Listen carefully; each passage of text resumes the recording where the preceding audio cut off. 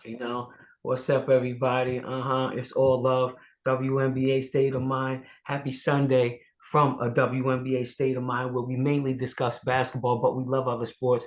I got my guys, Coach Don Dada, Wilford, Mm-mm. new books. Yes, support your friends. We And ain't done. I ain't done. Oh, here it is. You oh, see that? I got Riverpublishing.com. I got you. We're gonna definitely get that in. And my ODU nephew, author, publisher, Vid Lamonte Bugs. This guy, all right, used to be Luke Skywalker on the finish. I promise you, straight bounce. They made a commercial about him. He bouncy, he bouncy, he bounce again. He bouncy. That's my dude Vid over there. Straight out of Hampton, Virginia. And fellas, welcome to the show. We have some great topics to discuss. Um, we have our 3 minute spins, and I don't know which one of you guys want to go first. Just put your hand up. Whoever wants to go first, answer the question. Um, Game two, right? NBA, Denver, Miami. Who wins? Okay. And how many games are we going to play to get the chip? I'm going to start it off for you, Goody. So, Denver will win in 5 games. Miami wins tonight. That's a no-brainer. They do take one in Denver. But the Nuggets will regroup. They go back to Miami for 2 more games. They win both of those. They go back to Denver to close it out. End of season. As you know, the playoffs is a different environment. Everything slows down. This is where your money is made. Jamal Murray, he showed the world who he was during the bubble. Gabe Vincent, decent defender, decent serviceable NBA player. Kyle Lowry was known as a tougher defender in his younger years. He's not young anymore. It's matchups. Who in the world is going to check Jokic? They don't have anybody. Michael Porter Jr. is a problem. He's coming into his own. We all know when you're in professional sports, it takes a few years. He has figured things out. He is blossoming in Denver. They have no one on the Heat that can check him. He's a matchup problem. Aaron Gordon, same thing. He's another matchup problem. They don't have anybody that can deal with that athleticism. Kevin Love is getting up there in years.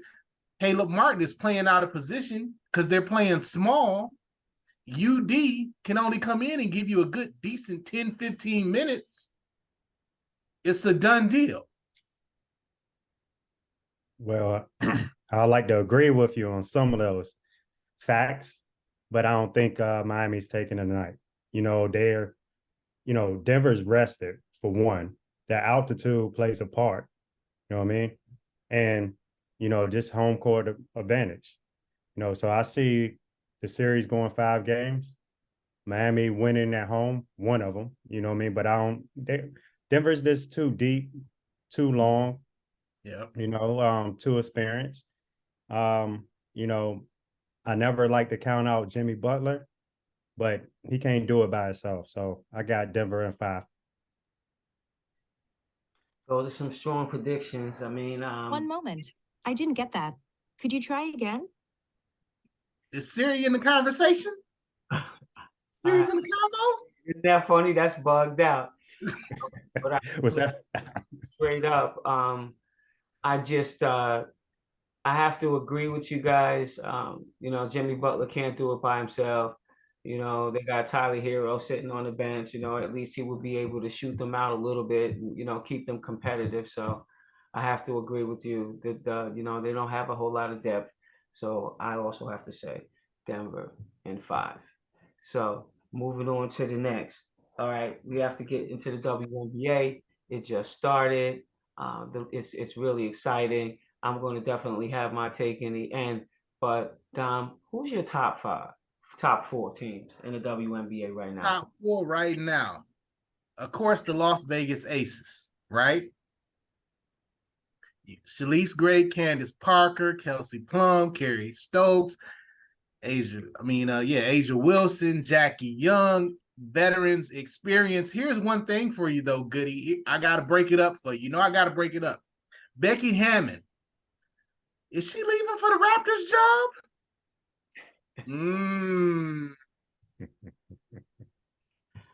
I'm not even going to say anything about anything like that. I cannot speak about things I am uneducated about. We over here, WNBA, we taking our time with it, one thing at a time. Right now, her focus is definitely on this season. As you can see, they come out gangbusters, 5-0. If I may interject, I'm predicting. Listen, if we didn't have to go back-to-back games, I would say and we're playing back to back because we're going from Indiana and then we're landing in Connecticut and we're playing against them, who is on top in the East. And so, it's going to be tough. But I'm going to say we're going to be undefeated this year, and we are definitely repeating. Ooh, that's interesting. I'm just going to throw this out there, too. If Becky Hammon was to leave for another NBA job, because she was an assistant for years, Katie Smith, I'm saying it right here, exclusive on your show. Katie Smith will step in to the Las Vegas Aces. Mark Davis will do the right thing. He will pluck her out of Minnesota, and she will continue on with that championship pedigree that she has and bring that to Las Vegas. I'm calling it. I wouldn't be cool with you just shouting out anybody, but that's my dog. So Vid, we on in 3 minutes. His 3 minutes up. What you got? I mean, the four I like is of course the Aces, right? I like the Sparks. I just always love the franchise or whatever. You know what I mean? And they battle. It's been a couple of rough years, but I see them, being middle of the pack, getting in the top 8. I like New York. I like what they've done. Mix some things out. They got another score out there for my girl. I can't never pronounce her last name, so I'm not even gonna try. And my last one, I like Indiana, honestly. Hold on. I never gave my other 3, so I'll give them to you real quick. New York, I agree with you on the Liberty. I mean, it's going to be the Liberty and the Aces for the championship. We already know that this year. The 2 biggest markets. Plug them in. Atlanta Dream, they building something special over there. Seattle Storm, championship pedigree. The Gold Mamba, Jewel Lloyd. Noelle Quinn, rather. Championship pedigree as a coach. She's got Pokey Chapman on the bench, who don't get enough recognition as a coach. Overall, she can coach men or women. Goody, you got something brewing. I can see it in your face. And I'm thinking, they still have Marine Johannes, who's coming over, to come on to the team for the Liberty, so that should help them. Right now, they're straddling. They're in second place, so it's the Suns 5-1, Liberty's 4-1, and then you always have Washington and somebody else who this year just so happens to be the Sky, that are straddling 3-3. And if Washington doesn't stay healthy, then Sky can move into their spot.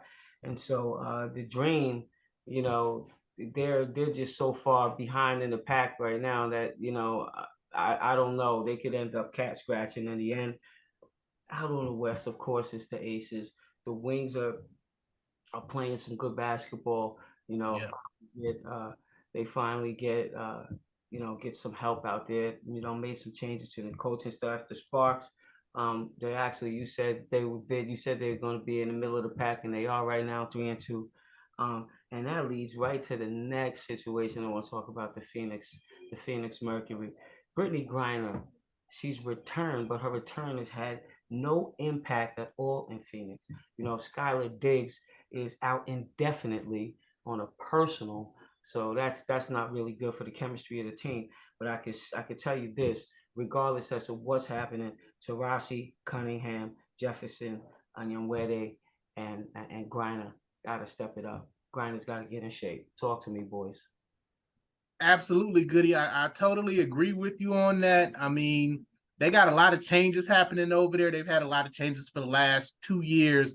I mean, with Matt Ishbia taking over ownership, you're going to see the changes that are needed to be made to make that organization successful again. It's amazing what Brittany Griner has been able to do. People don't understand. I mean, she wasn't really able to work out. She didn't have the proper diet to come back and then have your whole body have to readjust to all those things in less than 2.5 months and be able to get back on the basketball court and produce.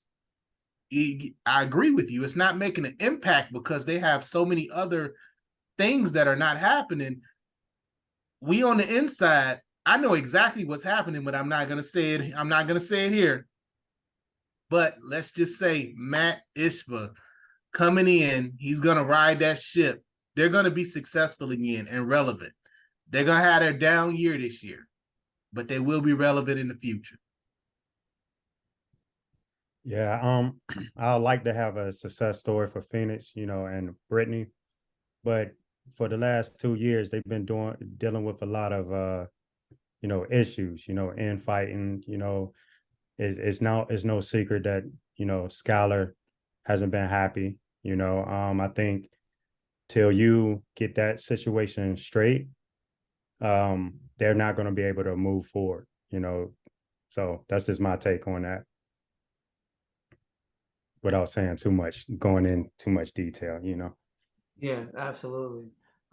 Especially when, like I say, you can't speak educationally about it, or be right there in the locker room. It's kind of hard to say.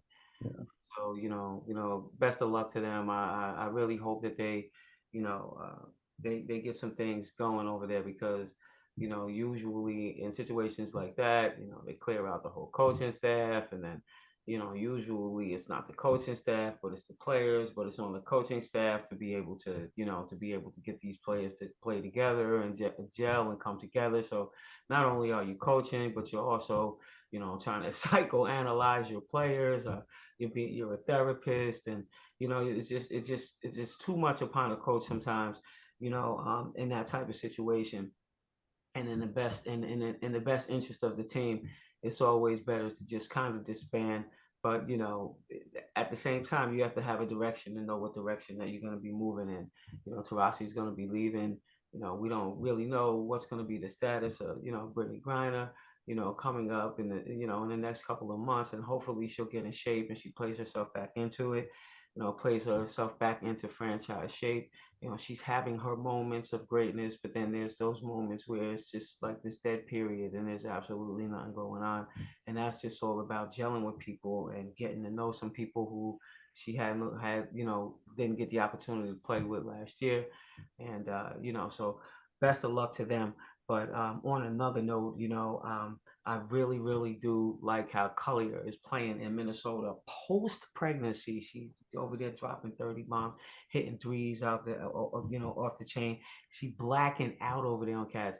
I was watching some highlights on her the other day. Really like how she's coming along.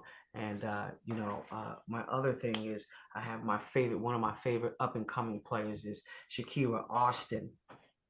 I love her from the Mystics. She needs her own team, Dom. She needs her. Yeah, yeah, I agree. I totally agree. And let me just say, back to the Phoenix Mercury, Matt, my guy, Ishbia, Adrian Goodson's available. Give her a call. We can give her a Monty Williams deal. You got it. Give her 75 mil. Let's change some things up. She can lead you back. Give her the dough. She'll make it happen. Max, you got my number. Different strokes for different folks is all I'm gonna say. God willing, things will work out the way I would like to see them work out someday. But in the meantime, you're listening to a WNBA State of Mind. Got my guy Don Dada and Big Lamonte Bugs on here. We chopping it up about the end of the NBA season and the beginning of the WNBA season. What's hot, what's not. what's a mess and what's best, and making a couple of predictions over here. Of course, you already know I'm already with the Aces. I already put it out there. We going to win the championship again, and until we lose, we're gonna go undefeated. I'm gonna put it out there.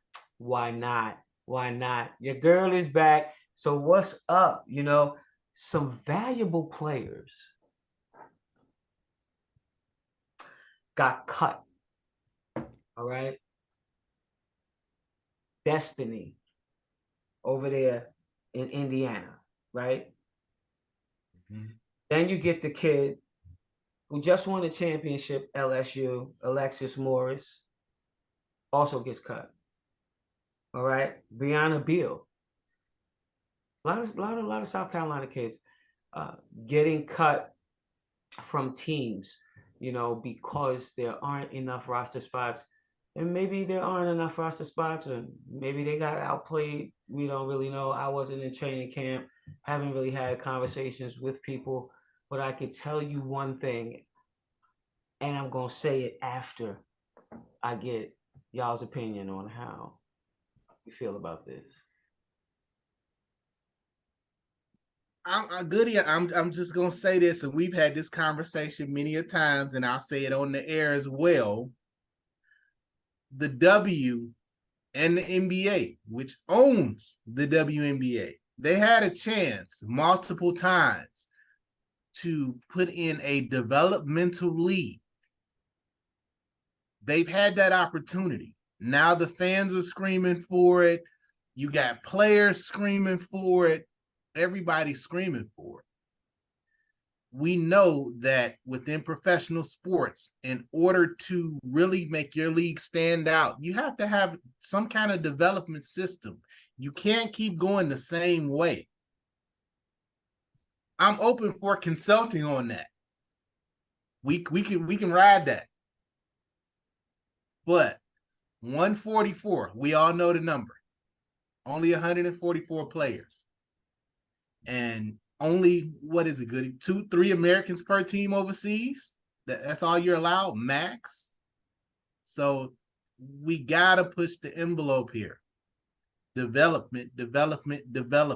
It's ridiculous that a kid can go to the NCAA championships, get drafted 2 weeks later, and then you cut 3 weeks later.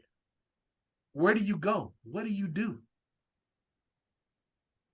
It's messing up lives. It's got to change. I mean, I like that that thought process. I'm behind that, but also I think just that whole 2 weeks between the NCAA championship and then a draft is not enough time to really do your homework. You know what I mean? Like when you look at the NBA, their draft is in June, right? They're doing their homework not just on the athletic elements, right, of the player, but the psychology. You know what I mean? And so, we don't know why these players got cut. You know what I mean? But someone coming out of college, it's a big adjustment. You know what I'm saying? Just that pro life. So I think I'm in agreement with a development league, but also, the NBA WNBA season starts so soon after the college season ends. I think for me, it has to be a way that, a little more time for the players to get adjusted. You know what I mean? You're coming off a season where you have a routine given to you, you know what I mean? And then you stepping up into pros where, you got it's all on you. That's a big adjustment for a lot of people, you know what I mean? Just coming out of college. Now, those that are veterans, I don't think a development league or more time really helps them, in the case of Destiny, because she's been there. I just personally think that we need more teams, but then we get into, you know, backers getting more, the NBA or whoever, um, putting money behind it, right? It all comes back down to money. And I think some of these players actually got cut because of markability, right? It's a business. So,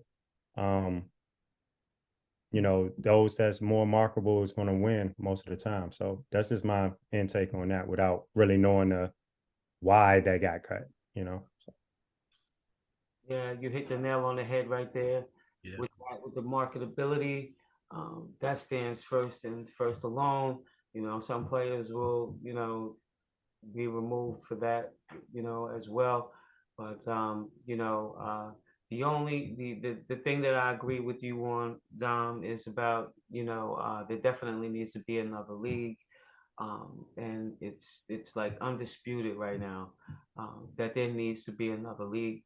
The only person with the ability to do that is Mark Davis. Mark Davis can start his own league because he has that kind of financial backing to do it without needing not one other investor. Mm-hmm. And until that type of person or that group of people appear, then the WNBA is always going to have the upper hand. But then as soon as something else comes along, then there'll be leverage. Now the players will be able to negotiate. But I will say this, instead of getting mad about it, I'm going to answer your question.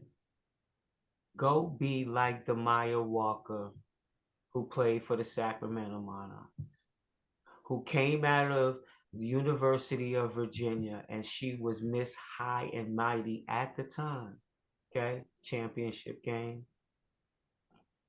Comes to the ABL tryout against the likes of myself.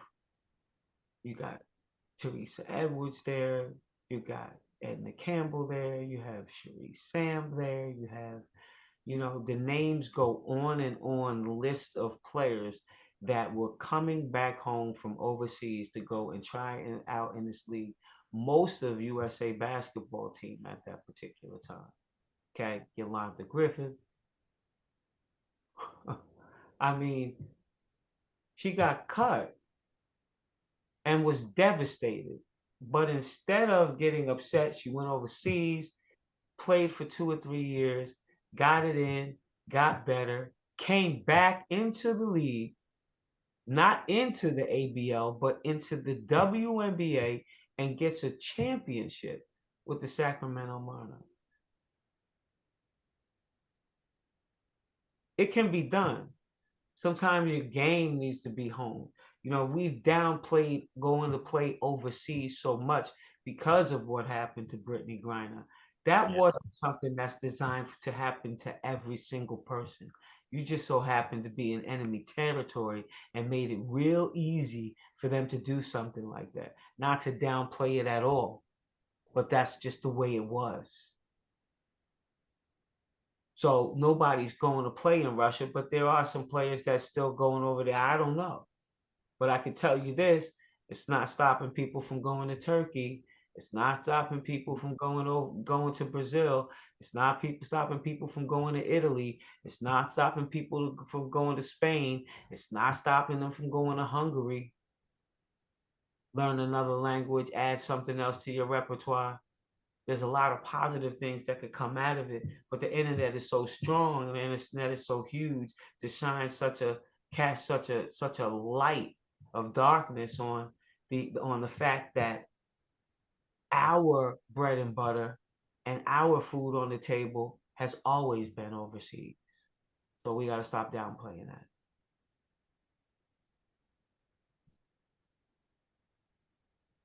Excellent points, Goody. Excellent points. So, we got to keep it moving as far as the development of this league is concerned. I would like to see, more changes in regards to, the salary for the girls and, different things like that. But, right now it's just not profitable for the NBA to show the league as profitable. And so there you have it. And so if you want power, then in the next collective bargaining agreement, you have to discuss how you're going to be traveling. That has to be on the table. You have to discuss 401ks. You have to discuss issues for the former players because you're eventually going to become a former player and you want some things to be in place for you when you get finished. So there's a lot of things that still need to be done. A lot of things that I would like to see. We'll just stay prayerful and we'll stay on top with it. But the league is looking good. I like a couple of players that I'm seeing stepping up. The games are fresh. We got like 3 games on today. We got the Wings and the Sun. They come on at 1 o'clock. Who else? We got the Sky and the Liberty come on at 2, and then the Aces and the Fever, come on at 4, and then the Aces turn around and then they go to Connecticut tomorrow and they play at 7 o'clock. So they got a pretty tough schedule ahead of them from the door, But when they get to go back home, at least they get to go back home and relax. So then they must have taken their East Coast swing in the beginning of the season, which is excellent. So, Dom, talk to me a little bit about something that you got going on. Ooh, let's see. Over here at Sports Talk 2319, we got a lot of things going on, a lot of things happening. My guy Rashad Phillips, he just recently released the basketball position metrics, which is going global, all over the world, all over the country. Basketball as we know it. When you talk about the 5 positions, those 5 positions were created for novice. But if you really want to dove into your game, that championship formula, we all know that dual forward, hybrid guard, traditional guard, dual forward, point center, those things are what construct the team now.